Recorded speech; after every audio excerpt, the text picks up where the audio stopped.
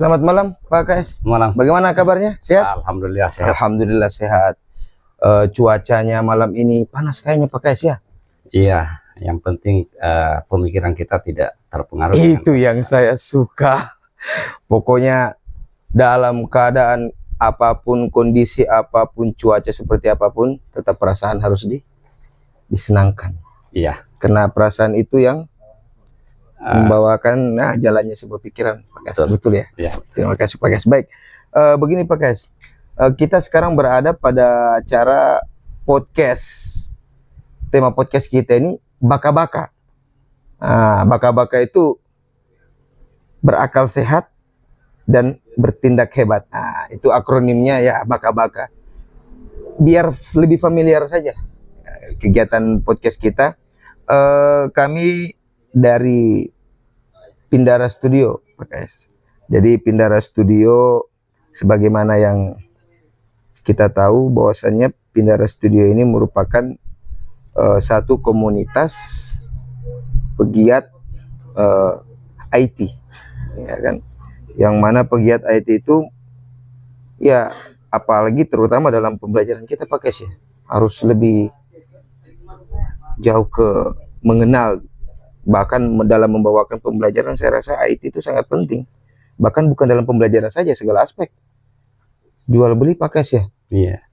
Saya sangat sepakat sekali, artinya kegiatan podcast ini kan bisa memberikan motivasi teman-teman, apalagi kita seperti di sekolah mengelola pembelajaran, mengelola sekolah, bagaimana manajemen kita. Nah, ini akan berdampak positif sekali. Artinya ketika ini berkembang terus-menerus, ini saya pikir salah satu media sosialisasi. Ya, benar sekali, benar. Media sosialisasi. Itu yang saya garis bawahi. Saya akan catat media sosialisasi. Mantap. Saya dapat hal yang pokoknya sangat memiliki value yang baik. Media sosialisasi. Ini kayaknya bagus ini untuk Pindara Studio. Pindara Studio, media sosialisasi. Asik sekali. Baik. Pak KS, terima kasih banyak. Begini Pak KS, podcast kita ini kan bisa dikatakan podcast edukatif. Ya, kita ngobrol-ngobrol, bincang-bincang asik terkait dengan pendidikan dan dunianya. Ya, pendidikan dan dunianya. Ada hal yang saya ingin tanyakan Pak KS. Oh iya, Masya Allah, pemirsa. Saya sampai lupa saking semangatnya ini bertemu dengan kepala sekolah ini ya. Oh ya Pak KS, bisa mungkin dikenalkan namanya biar pemirsa tahu Pak KS namanya siapa, terus memimpin sekolah di mana, dan lain sebagainya. Biar pemirsa yang simak, yang nonton kita, podcast kita ini jadi tahu ternyata pembicara atau bintang tamu kita pada malam ini bukan orang yang sembarangan. Ya oke, mungkin artinya biasa pepatah mengatakan tak kenal maka tak sayang. Iya. Jadi mungkin akan lebih nyambung lagi, lebih familiar lagi mungkin kegiatan-kegiatan seperti ini ya, teman-teman juga bisa mengenal kita. Ya kalau betul. Saya sebenarnya nama saya tidak asing lagi. Ya, nama saya Niman. Saya tugas di SMP Negeri 1 Konawe Selatan. Itu sejak SK Desember 2021. Jadi saya di sana kurang lebih 2 tahun. 2 tahun di SMP Negeri 1 Konawe Selatan. Baik, pemirsa, bintang tamu kita namanya Pak Niman. Pak Niman SPD MPD, kepala sekolah di SMP Negeri 1 Konawe Selatan.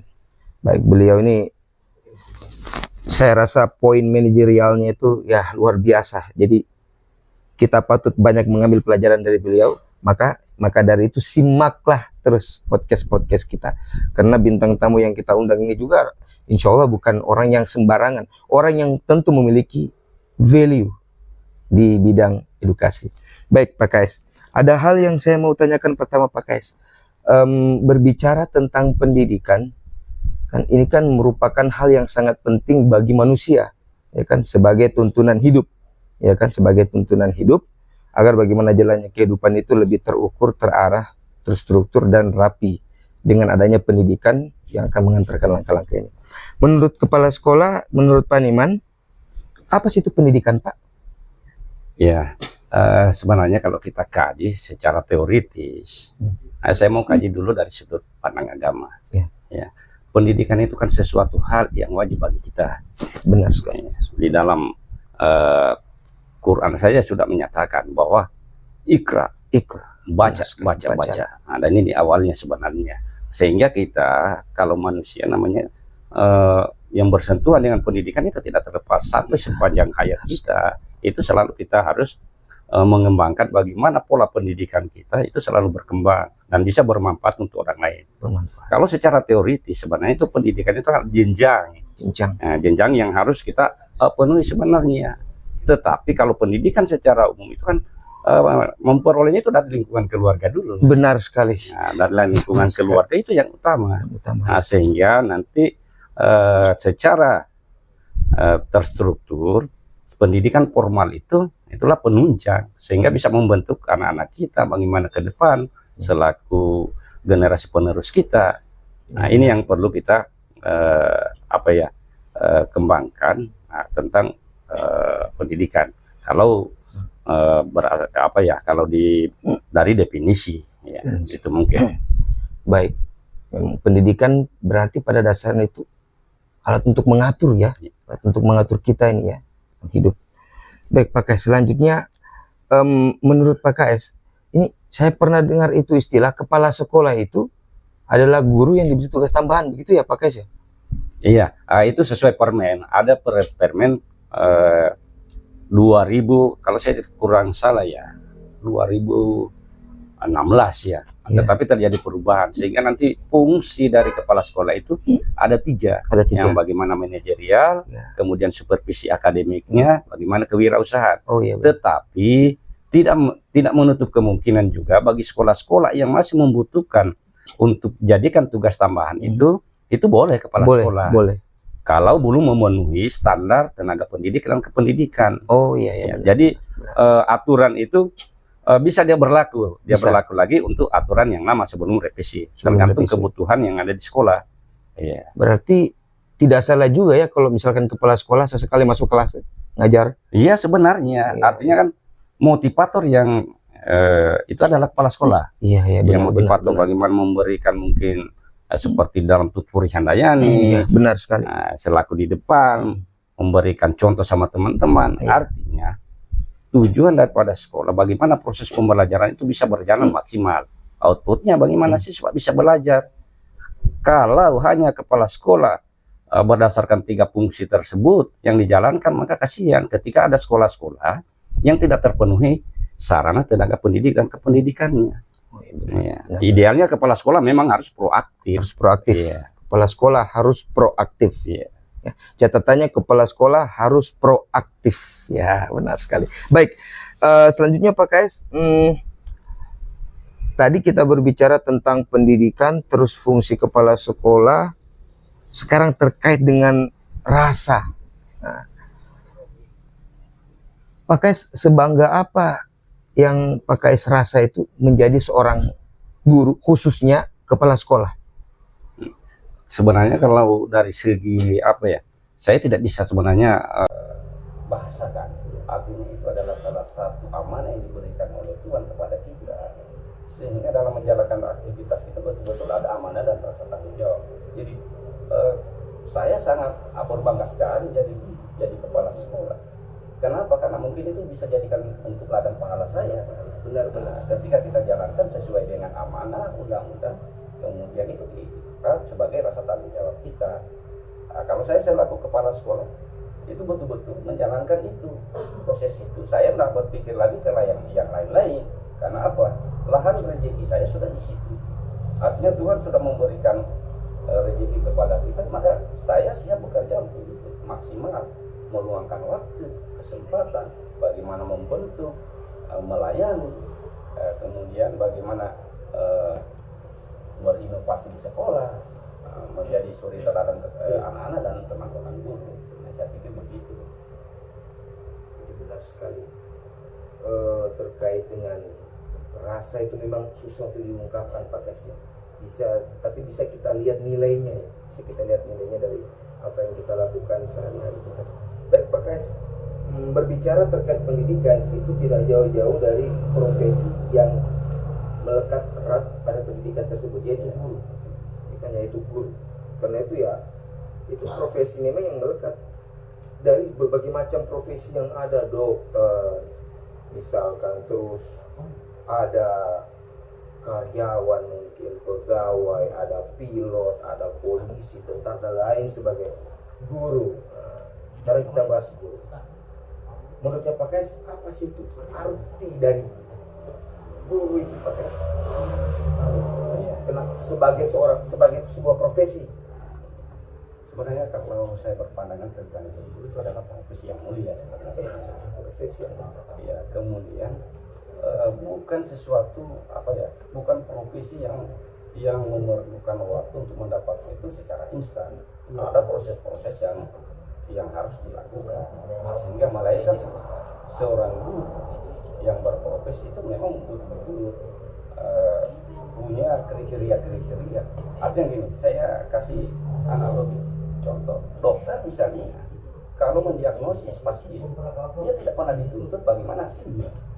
Ya, ketika misalnya, ini sudah dikasih resep obat, pulang tidak pernah lagi kesini lagi atau gimana? Mungkin ada beberapa, tetapi guru ketika mendidik, orang tua akan selalu bertanya, kok hasilnya seperti ini? Jadi rasa tanggung jawab, beban moral yang ada melekat sama guru itu betul-betul sehingga dengan keprofesionalan seorang guru dalam melaksanakan tugas dan aktivitasnya itu memang betul-betul dituntut rasa tanggung jawab. Rasa tanggung jawab, kemudian bagaimana secara ikhlas dilakukan, karena terus terang guru itu adalah salah satu tulang punggung bagaimana anak-anak bangsa ke generasi ke depan itu bisa lebih baik dan lebih maju.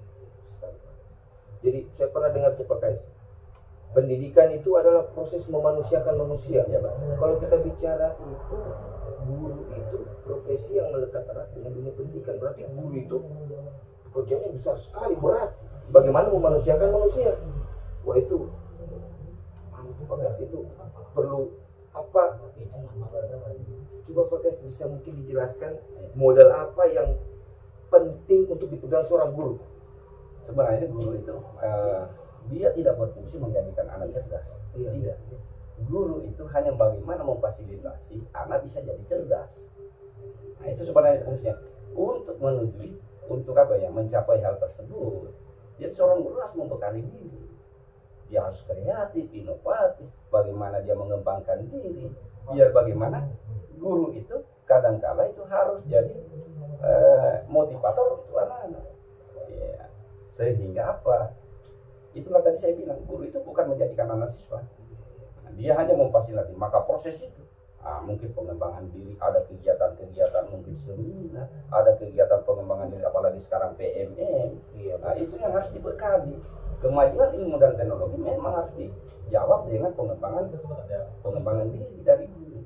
Sehingga program-program pemerintah sekarang, apalagi Merdeka Belajar yang sudah cukup baik, nah ini perlu diikuti.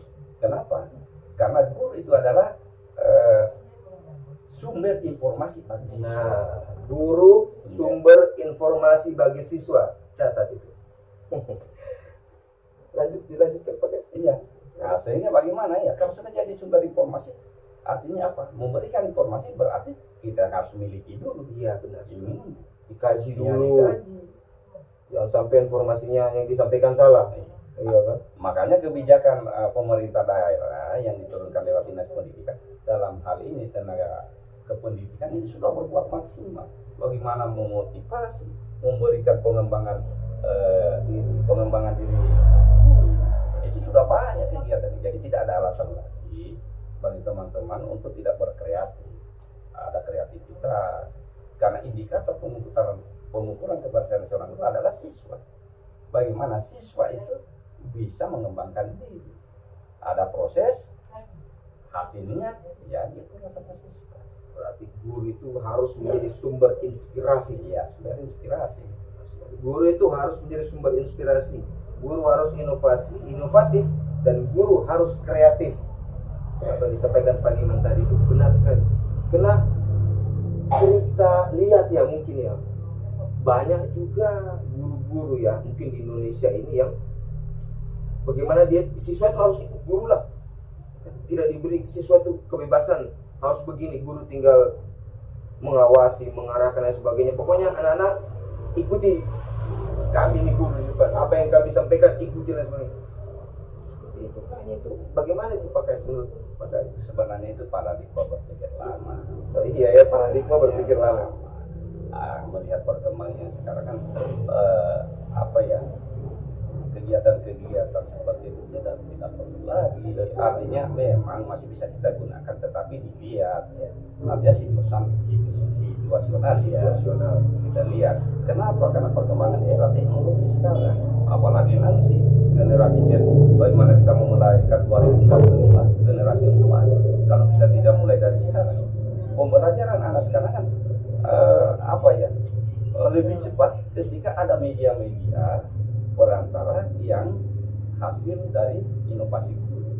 Contoh membuat program-program animasi, kemudian bagaimana itu program pembelajaran berbasis IT.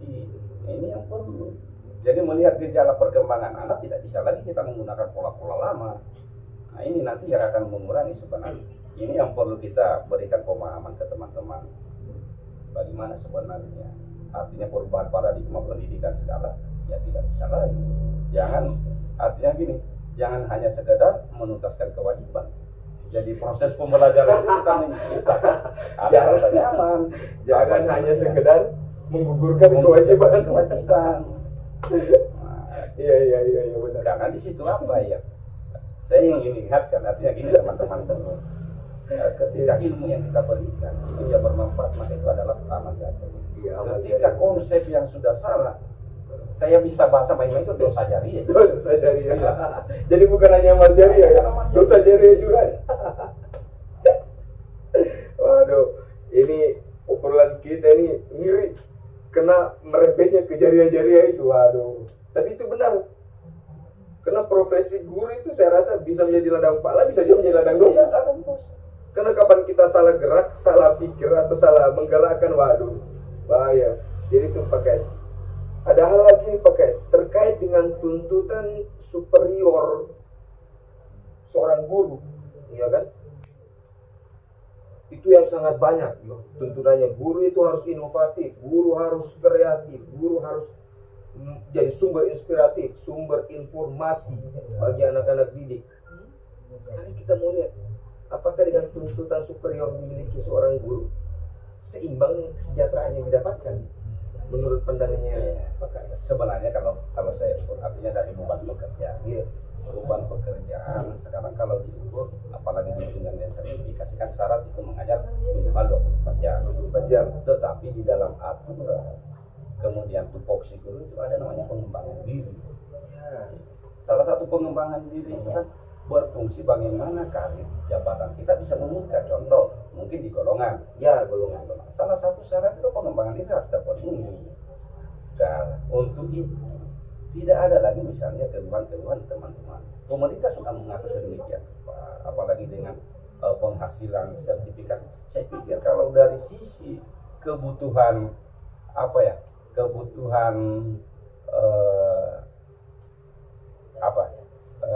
kan ada namanya kebutuhan pokok, saya kira sudah terpenuhi. Ini yang kadang-kala yang tidak terpenuhi kalau kebutuhan selain primer, kebutuhan sekunder, ya memang tidak akan terpenuhi itu.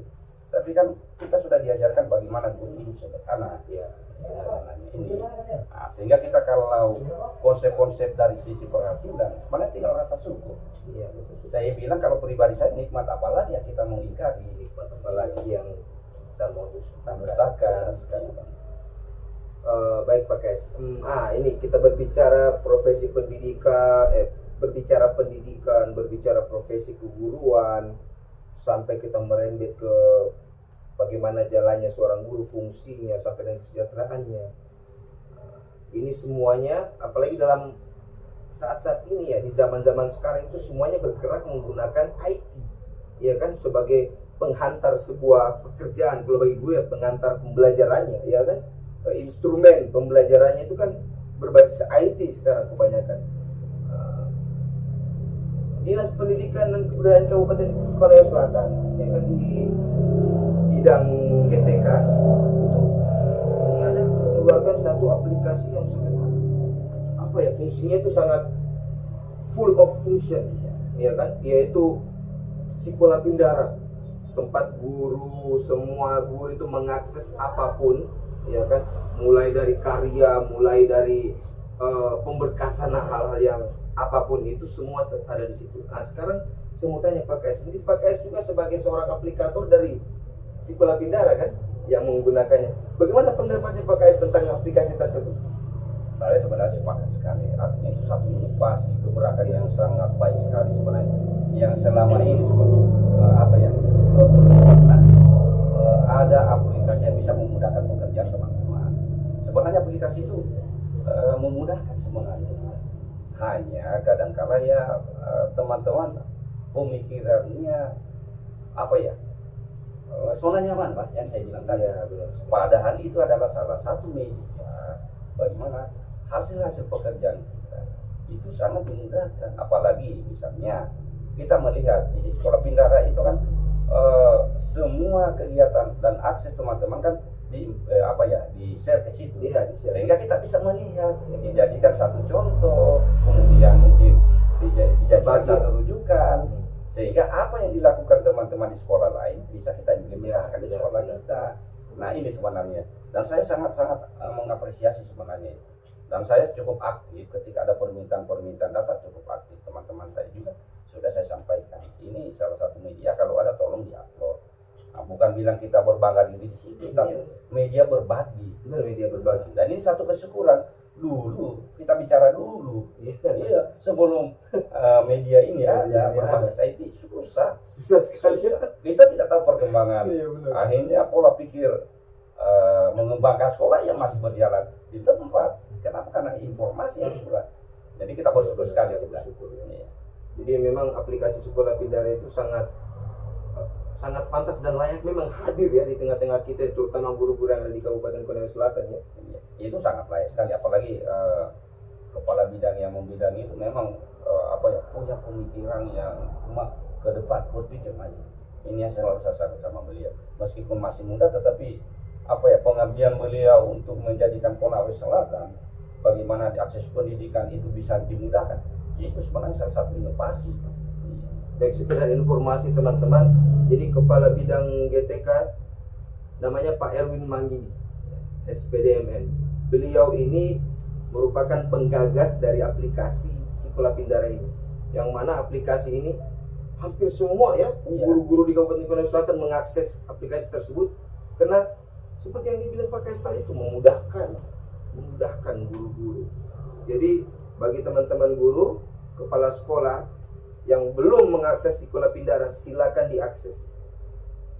Karena itu seperti yang dikatakan tadi, sangat memudahkan kita untuk sebagai tempat untuk berbagi. Bahkan itu kayaknya si aplikasi Sekolah Pindara itu bisa kita jadikan drive, tempat penyimpanan. Kita upload di situ sertifikat dan lain sebagainya, daripada hilang kita simpan di HP, misalkan terhapus, dari aplikasi masih ada, iya kan? Jadi banyak fungsinya pemirsa.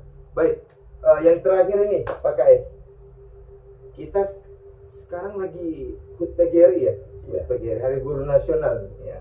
Saya pengen Pak KS di momen ini, di momen HUT PGRI ini, memberikan satu pesan dan kesan, ya kan, untuk kami semua ini, para guru-guru yang ada di Kabupaten Konawe Selatan.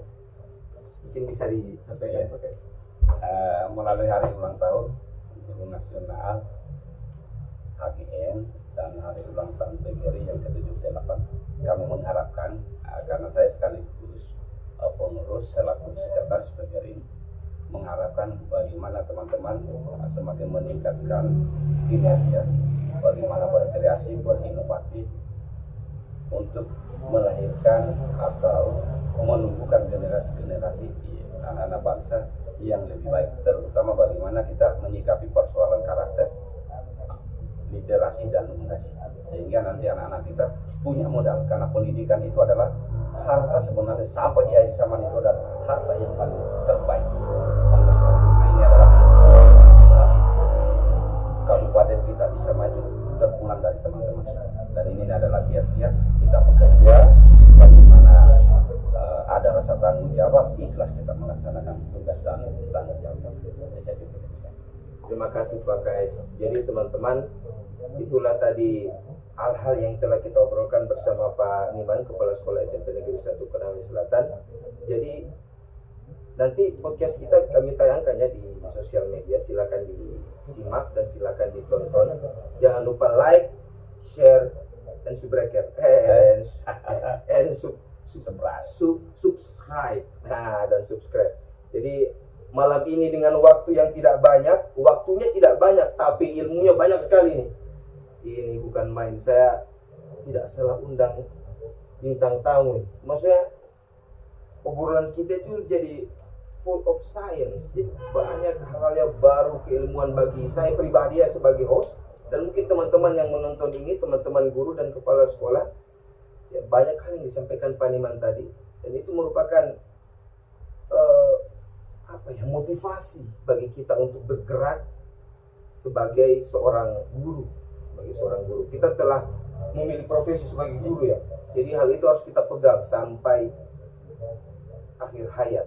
Bahkan kalau dibilang ada guru, saya sudah pensiun nih jadi guru, iya pensiun sebagai ASN-nya, tapi jiwa keguruannya tidak ada yang pensiun ya, tetap. Baik, terima kasih Pak Kais. Selamat ulang tahun, selamat Hari Guru Nasional, selamat HUT PGRI yang ke-78, dan terima kasih saya ucapkan kepada Pak Niman, SMP Negeri 1 Konawe Selatan. Guru-guru SMP 1 Negeri Konawe Selatan, nanti saya cek yang tidak nonton ini, saya laporkan ke kepala sekolahnya, ini tidak dinonton, KS-nya lagi diajak bincang-bincang. Wah bahaya ini, padahal ilmu semua isinya ini. Jadi para guru-guru di SMP 1 Konawe Selatan khususnya dan umumnya untuk semua, bersyukurlah kita ada Pak Niman ada di tengah-tengah kita semua ya, karena beliau juga memiliki banyak hal yang patut kita curi dari beliau. Nah, baik, terima kasih Pak Kais. Assalamualaikum warahmatullahi wabarakatuh. Waalaikumsalam.